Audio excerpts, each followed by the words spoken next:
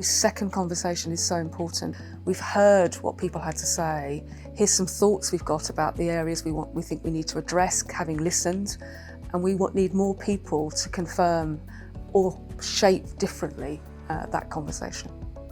Not getting involved means that actually we may have missed an opportunity. Every single one of us helps shape what it feels like to work in this system, in this Birmingham and Solihull health and care system. And if we haven't taken the opportunity, then we've missed an opportunity to really get our voice heard.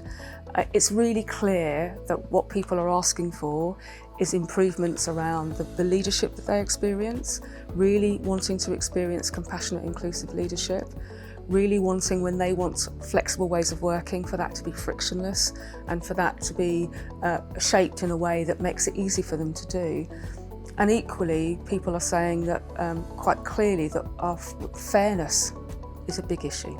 So fairness when it comes to development, fairness when it comes to the kind of support that people get, and recruitment and onward progression.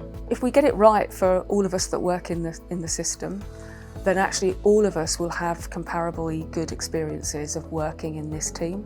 If we don't get it right, then we'll continue to have differential experiences, and that's not acceptable, because we know that if we've got bad experiences as a member of staff in a system, that can impact on the kind of patient care that people get. So we know that actually if our culture's right, that if people are enjoying what they do at work and feel good and valued about what they do, that will translate into the level of care that they give, the quality of care that they give. I think the proposals that really support us to make sure that people's experience of leadership and leaders and managers in our system is a compassionate and inclusive experience. We know that will lead to some of the other things that people are asking for. So that's the one that I feel most passionately about, because the one thing that every single one of us can have control of on a day-to-day basis is the impact that we have on others. And the idea that we're supporting people to have the best impact possible when you're in a leadership or manager's role is a really important piece.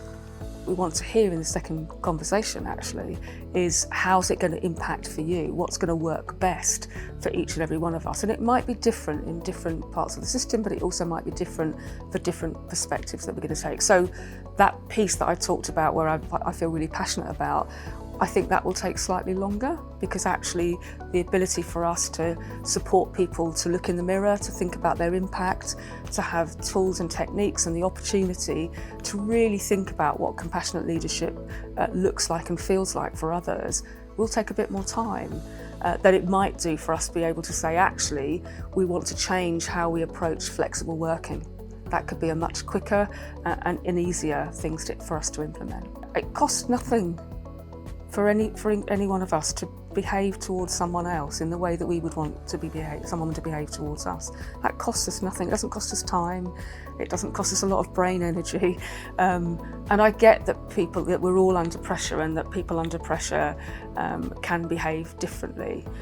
But it's about being able to understand when someone tells you, has the opportunity to give you that feedback, that you recognise that's the impact you've had, and that you need to do something about it. So it's cherishing that feedback, which we should all be in a position to do. We've signed up collectively across Birmingham and Solihull health and care system to a particular approach to culture. And all of our development opportunities will be developed along that same pathway. And so we will get some consistency, I think, of what our expectations of leaders are, and what tools and techniques and what support will be available, what mentorship, what coaching will be available for leaders across our system, so that we really are consistently thinking about what compassionate leadership looks like, the behaviours that go alongside it, what it isn't, and the ability for all of us to provide people with an opportunity to say, I really appreciated when I saw that really good compassionate leadership, but actually on this particular occasion I didn't experience it, and I need you to know. So I think that's the kind of work that we need to do. I think what we're looking for here is to make a difference when we come together to work in an integrated way to meet the needs of our population. population.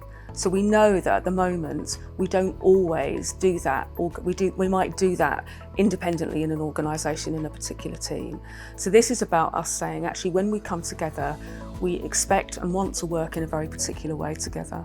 And our expectation in 5 years' time is that we're doing that more often than not, that organisations are working less independently, teams are working less independently and more in a much more integrated and partnership way, and that when we come together we've got a really good understanding of what we expect from each other, and we've got some consistency about the kind of behaviours and the kind of leadership that people will experience.